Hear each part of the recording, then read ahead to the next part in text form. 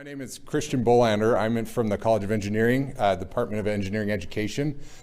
So I did my undergrad here at Utah State and then got my PhD in mechanical engineering. Decided that the academic route wasn't where I saw my career going, and so now I'm in a professor of practice position in the College of Engineering. I love teaching, and we are gonna be talking about ungrading. I'll let Marlene introduce herself when she stands up. Funny enough, I was actually Marlene's student a couple of years ago. That's how we originally got to know each other. Now we're in kind of a colleague relationship, and that's fun. But you know, the subtitle of this is a non-traditional approach, and ungrading itself is kind of a non-traditional approach, right? So we're a non-traditional approach to teaching. I made the joke at lunch, and I think this is true, that you know, there's a joke that if you have 4 PhDs in a room, there's 5 opinions. I almost feel that way about ungrading as well, right? So if you have 4 teachers in a room, there's 5 opinions about how ungrading should be done. I hope, and Marlene and I both hope, that throughout this presentation, what this does is stimulate ideas for what you feel like is important in your own classroom, and hopefully gives you some ideas and maybe the courage that you need to examine how you're evaluating students, and maybe take some of these principles and run with them. So again, I'm here, Christian Bolander and Marlene Graf. Just a quick outline. So we're gonna go over some background first.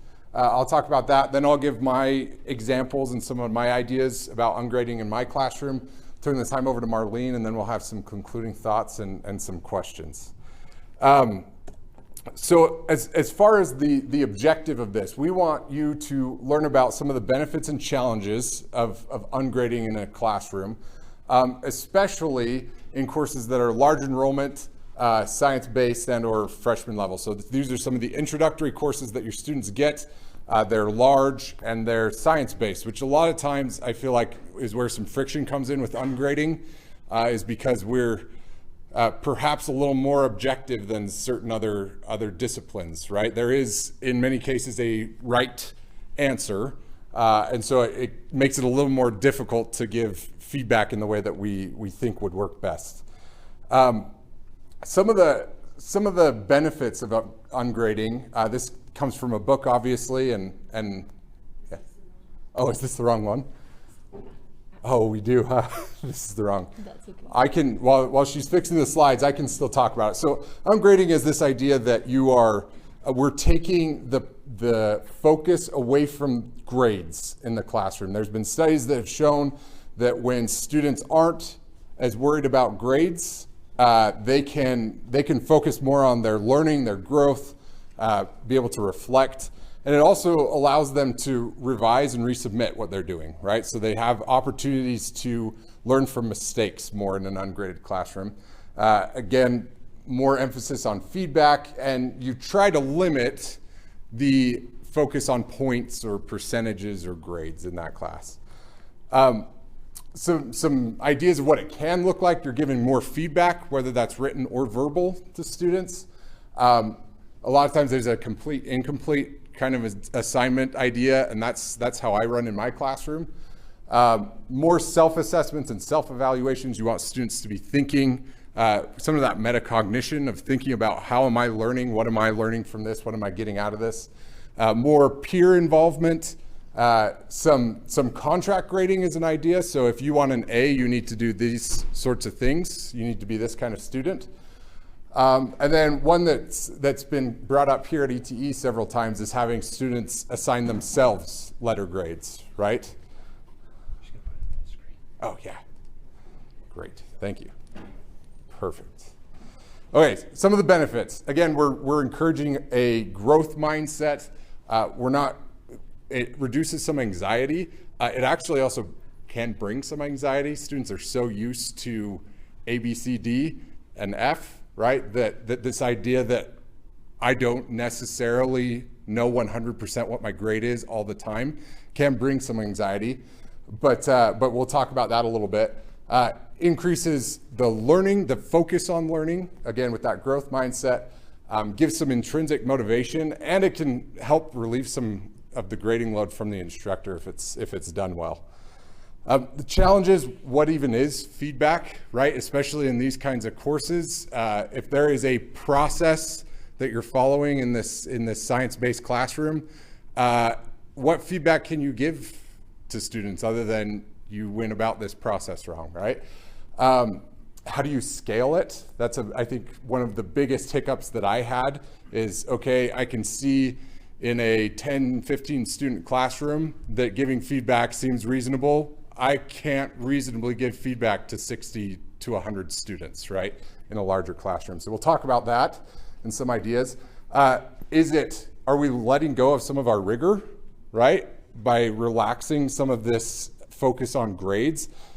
Grade can be a way to, you have to do these things and you have to do them to a certain level, to a certain extent.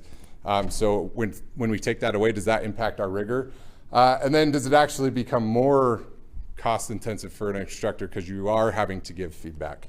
So those are kind of some of the pros and cons of going about this. And I don't think there's a silver bullet. And like I said, I think every one of us, if we want to do an ungrading style classroom, a classroom that's less focused on grades, it's going to look different. But here's some ideas that I had and some things that I've looked at. So I'm colorblind. I was diagnosed in 5th grade with red-green colorblindness. That is not the only 2 colors that I can't distinguish. I think I've gotten about every colorblind palette that exists. I had the opportunity a couple weeks ago, someone actually bought me a pair of colorblind glasses, which was really nice of them. And I put these glasses on, and it was weird how much of a I don't know, core experience that was for me to actually be able to distinguish between colors. Fun fact, I actually learned, they'd always make fun of me like, oh, your mom just didn't teach you colors. That was the problem. And I'd always laugh, no, it's because I'm colorblind. And then it turns out that I really don't know the difference between blue and purple, even though I can now distinguish between the 2 of them. So, but I likened ungrading kind of to getting those colorblind glasses for the first time. It can really open your eyes to a lot of things, and it can also identify some issues that you didn't know that you had, right? And so I'm going to talk about my experience with it. One of the first things I do to try and get ungrading to work well in my classroom is I spend time in my syllabus talking about what my goals and intentions are for the class. And mine really focus on respect. So the students are respecting my time, I'm respecting their time, I'm prepared, they're prepared. How I feel about failure, the fact that failure should be learned from. And so the idea that I assign you a grade based on where you were at one point, just to me never really connected very well. I want you to learn from your mistakes. And so that's one reason why I'm doing ungrading. And then this educational responsibility. It's up to you as a student to decide that you're going to learn something, right? I can't make you do that. I can provide a format where that is easier to do, hopefully. But ultimately, as a student, you need to do that. And I kind of lay this out contractually. You're going to do this. I'm going to do this. What I've found is that when I talk in this way with my students, they seem a lot more amenable to doing things a little bit differently. I lay out, this is where I'm coming from. This is why I'm choosing to grade this way. I've gotten good feedback from students from that. So that's one of the things that I've done, is put it in my syllabus. This is what's important to me. This is why I'm choosing to grade this way. And so you know where I'm coming from, and we can talk about it and understand each other better. I also, as far as the scaling problem goes, one of the ideas that I've had, and I haven't been able to fully vet this, but it's coming along, is this idea I put all of my students in groups, and I assign a team lead to that group. They don't get to choose their groups. There are some benefits to letting people choose groups, but I choose their groups for them. And I put one student in charge. That student is the student that gets all of my in-depth feedback. And that student will rotate throughout the semester among the participants of the group, so that roughly 3 times per semester, somebody is getting very in-depth feedback from me. Now, the team lead's job at that point is to distribute that feedback to the rest of the group. So that requires me to put a lot of trust in the team leads, and I tell them that. I'm trusting you to help your team understand the material. My experiences so far have been that that has worked pretty well, actually, that students do take that responsibility. It encourages them to be in class because they know they need to be there for their fellow students. And they are the ones that are communicating with me saying, hey, as a team, we were trying this didn't work out. Can you help us on this problem? And they're the one that's lifting the group up, essentially. They're trying to get everyone in their group to that level of understanding that we're looking for. What that does for me is it allows me to focus feedback on a smaller number of students. So it makes the grading reasonable for me, but it also teaches students how to give feedback, which they definitely need to learn. And it treats the classroom a little more like a traditional work environment, right? You have some sort of management that you're going through to get help on things. You're not going to go straight to the CEO of the company every time you run into issues. And it gives them all some leadership responsibility. So I do have to say, I have not yet scaled this up to my full large-scale classroom. So hopefully I'll be back next year with some good news about how that went. But this was my idea on how I could scale this up so that I could do ungrading in a large classroom. This is some feedback from students. So I'm proud of how my work is organized, but is not as neat or as clear as I would like it to be. Interesting that an engineering student is now worried not only about did I get the right answer, but am I communicating that answer well to somebody? And that's because I'm able to give them feedback beyond just, you didn't do this process right. I say, I couldn't understand what you were doing. Why don't you try doing something like this, right? I'm developing soft skills while working with my group and preparing presentations. I am also learning new technical skills in solving dynamic problems.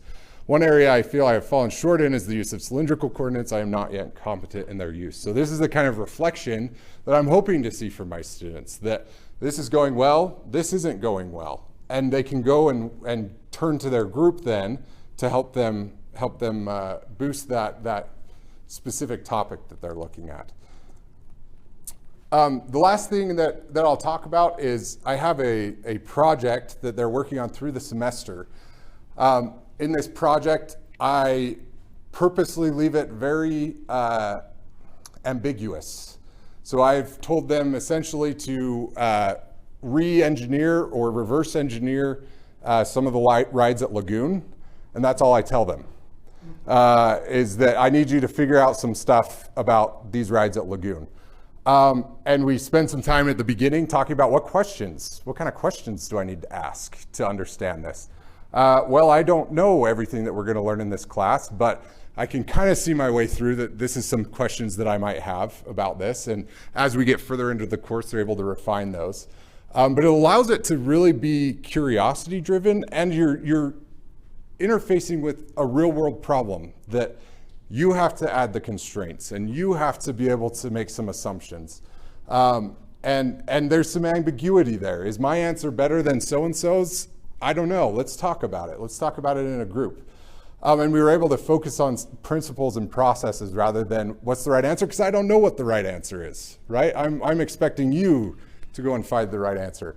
The hardest part about this is, for me, is I have to put a lot of trust in my students, right? I expect a lot out of them. And what I saw was that they all rose to the occasion, that they were driven by curiosity, that they were able to get some of the ambiguity there and be able to see, oh, I see why your answer is different than mine. We made some different assumptions, and that's the kind of critical thinking I want out of the students in my classroom. So with that, those are my ideas. Hopefully, if you have any questions, I'd love to answer them at the end, but I'm going to turn over to Marlene to talk about her class. All right, thank you. Okay.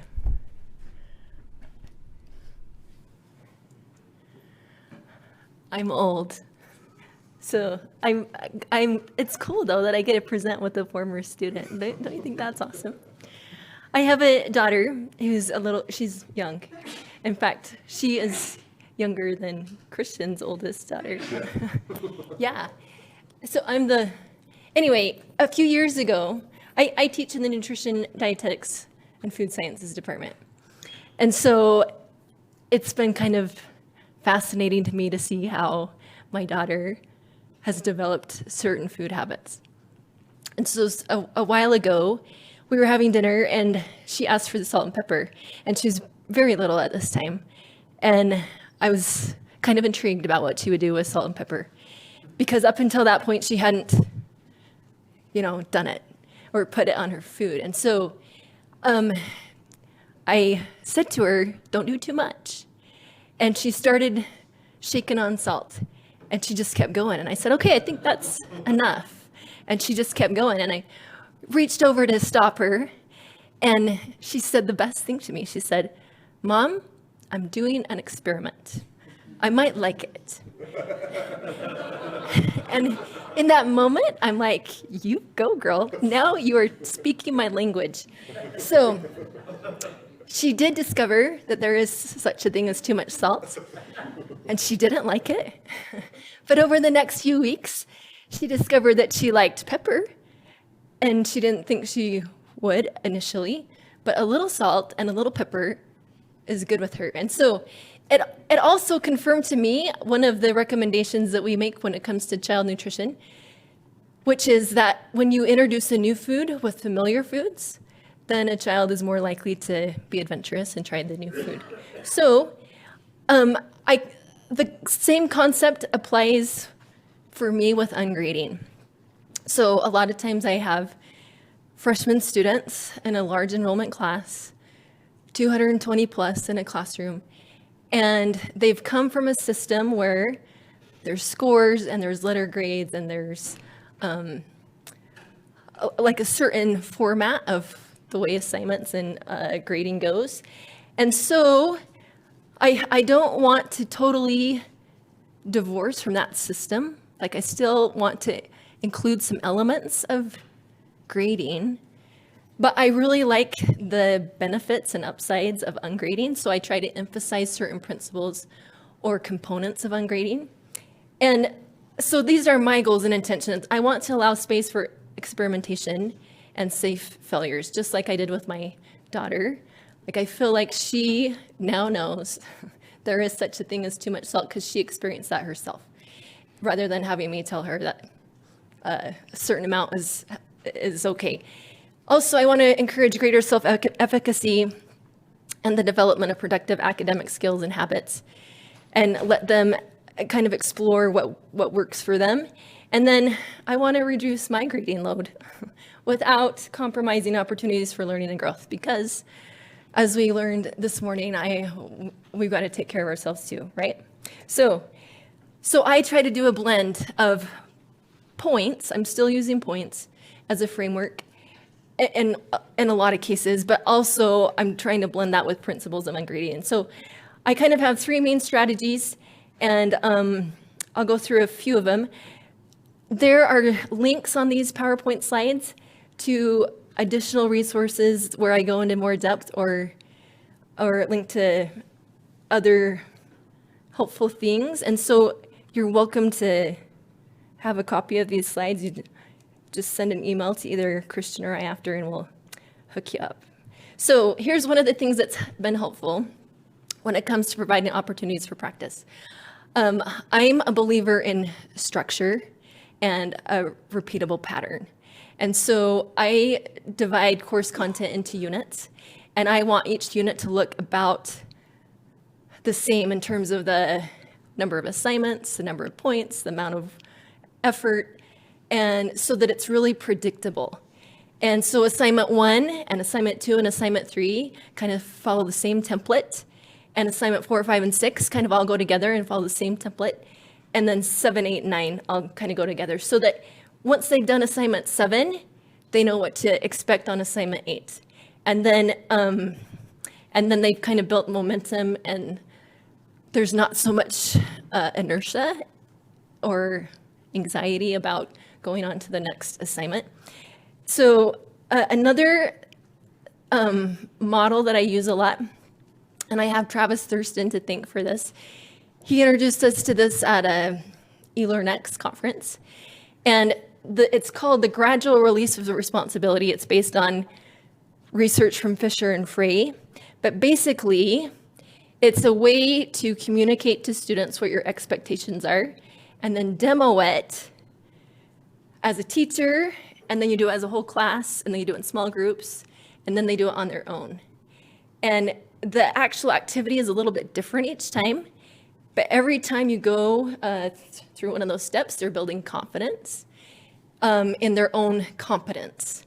And so by the time they get to the end where they do it alone, usually they're doing better work that requires less grading and less corrective feedback.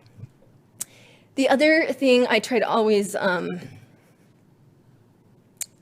make work for me is automated grading. And so I love Canvas quizzes. And I use the Canvas quiz tool for regular assignments rather than the assignments tool, because there's so much you can do with quizzes. And you can give feedback. You can type in feedback for certain questions within quizzes, and you can't do that on assignments. You can also set it up where they have multiple attempts, or you randomly select questions from a question bank. I do that a lot. You can give the highest score or the average score. You can scramble questions. You can have it timed or untimed. There's so many possibilities with quizzes. And so, yeah, that's saved me a lot of time. Another thing I like to do is digital escape rooms. And I've done one or two presentations on this in the past.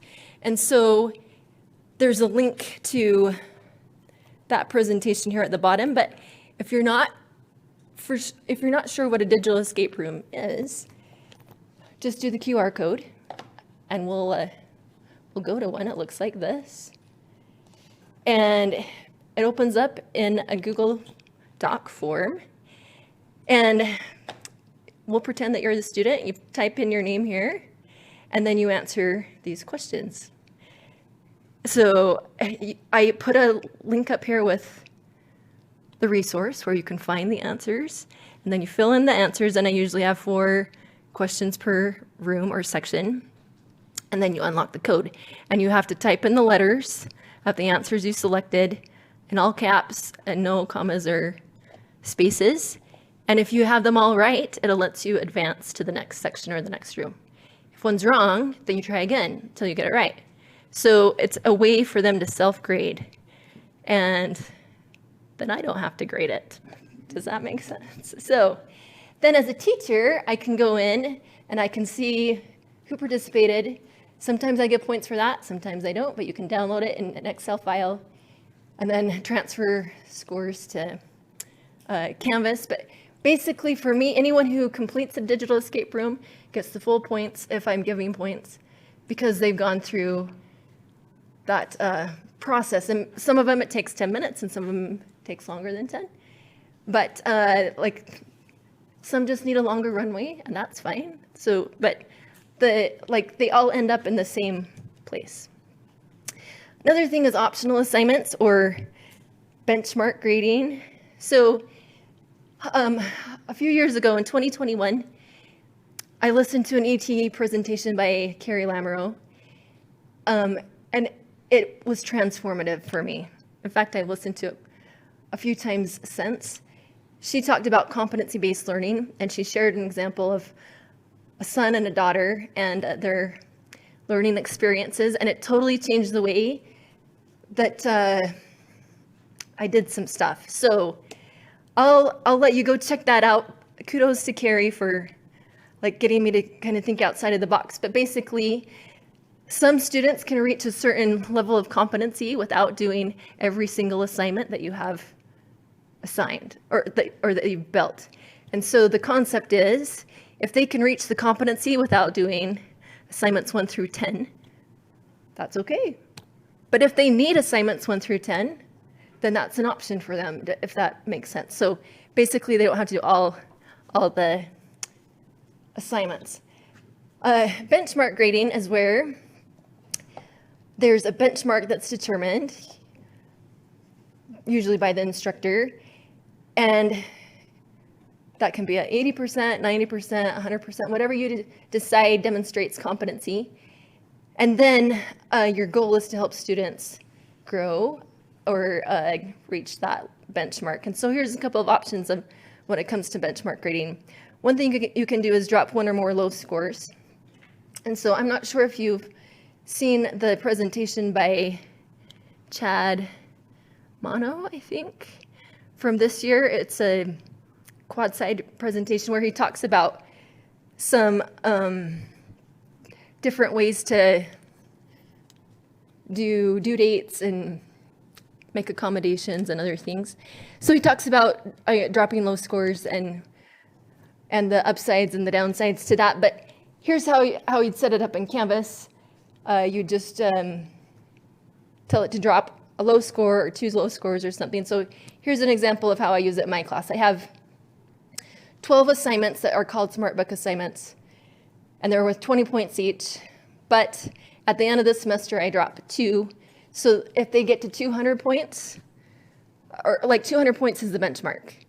So if they miss a week or 2 weeks or something, then I drop the 2 low scores so that, and I've lowered the bar to 200 points instead of 220. Does that make sense? Another option is to allow multiple attempts until, so that they can reach a higher bar.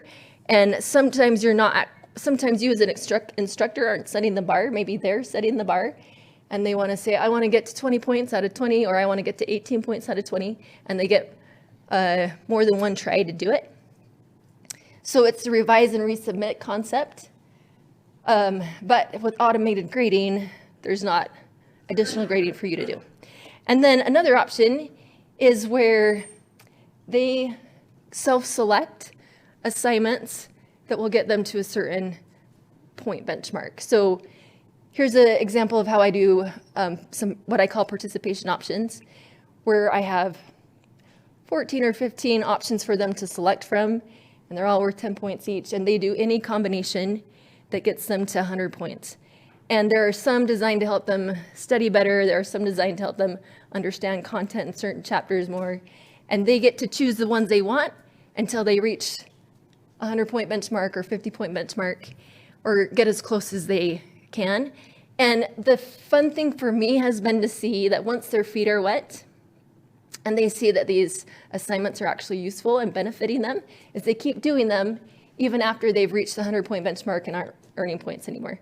So these last 2 slides are just screenshots of how I explain participation options and how they work. If you want to try it and tweak it to fit you, great. Do you want to take this part? Sure. Yeah. Great. Okay, so just some concluding thoughts from us. I think that there are just as many different ways to do this as you want. I think one of the biggest struggles is just finding the time and the bandwidth to come up with what works for you. Going back to Marlene's thought about her daughter and the salt, my recommendation would be just change small things. That's not what I did, and I recommend against going both feet in necessarily, but change some small things. Again, I think the basic principles are, what can we do to have students think outside of just my grade in this class, right? And what can I do as an instructor within my means? I think that Marlene hit on that, very important. And I'm learning many things as I'm going through this process about, hey, that doesn't work for me as a teacher, so I have to adjust that. But just start doing something. Come to these. I think ETE is a great resource to come up with ideas for ungrading. Most of my ideas are from experiences that I've had at ETE and thoughts that people shared. And so I just encourage you all to make some change to how you run your class, to even if it's just having a conversation with students about, hey, I don't want you to focus so much on your grade. Let's focus on learning this stuff. Even having that conversation, I think, goes a long way. So with that, we'll open it up for any questions that you have. Yes, for me or Marlene. So at the end of the semester, what do you actually put into banners? Uh-huh. Yeah, that's great. That's great. Do you want to go first, Marlene? Okay. So I have them, one of the thoughts that we had was they write me a letter They say, this is what grade I got. I look at the data I've collected. Again, I do complete, incomplete. If what they're telling me in that paper lines up with what I'm seeing based on their class participation, then I give them the grade that they asked for. So, and my experience has been, I was actually afraid that students would lowball themselves, but I've been really impressed with the maturity that they have. I had students that were A students that said, I deserve an A because I've done all these things and I feel like I've really learned in the class. And then I had students that said, I gave up halfway through. I did really good on the first bit, but I really think the best I can get is a C minus, right? And so that level of maturity, I can respect that. If there does need to be changes, I invite them to come and talk to me about it, and we can talk about, say, hey, this is what I'm seeing. I treat it kind of like a promotion kind of interview. You're asking me to be promoted, and you're trying to prove to me that you deserve to be promoted, so to speak. So, Feedback. yes, exactly. But I didn't have to do that this summer. I didn't have to. Everybody's grade that they came up with was right on the money. So very, very happy with that. But there is opportunity for feedback. I agree that that's a good strategy. In a smaller class, I've also done one-on-one meetings with students and had them tell me what grade they felt like they earned. In my bigger classes, I still use points just because it's not feasible for me to read, 200 plus letters or meet with that many students. So I still do points, but sometimes, like, not every assignment is graded, or like there's some that count and some that are practice and some that don't. Also, on Canvas, on the modules page, you can set it up where they can't advance to another section or a new assignment until they've reached a certain level in one module, and that's been helpful too, to help them self-identify what they need to work on before they can move forward. So. Yeah. Do you have a sense for kind of level of ungrading that's at the university? Like, if I start doing this, I still be totally shocked, or might they have seen it before, or might they be used to it? Yeah. Well, so all I can say is from my experience, my students had no idea. They'd never seen a class like this before. So that was one of my biggest concerns going into it, was that I was offering something totally new that was going to freak them out and hurt them more than anything. So they're not familiar with it. But again, I think that's where explaining my foundation as a teacher, where I want them to arrive at, was really helpful in that process. But I don't know university-wide. Marlene, can you talk to your department or your? Yeah, Bruce, I'm not sure either. But it's kind of intriguing to me to see how many people show up to ungrading sessions or an ungrading learning circle or other things. So I think it's definitely something that a lot of people are interested in. Since I have mostly freshmen, I try to like let them kind of wade into it, or only certain elements are ungraded, or I try to explain the concept and what we're aiming for. I think one of the best things I heard from a student once is he's like, I like this class because I can just learn. There's not a lot of pressure to perform. And so I think also embedding or incorporating more low stakes stuff or formative stuff also gets you to that place. I was one of the first instructors to switch to a blended design, where we would lecture once a week and then do more online content. And in the beginning, students were leery about that because no one else was doing it. But then they really liked it. And I feel like that kind of has become more of a norm. And so you might have to be a pioneer for a little bit, but I think that there's some upsides. Yeah. We're unfortunately at time. Yep. I'm sure.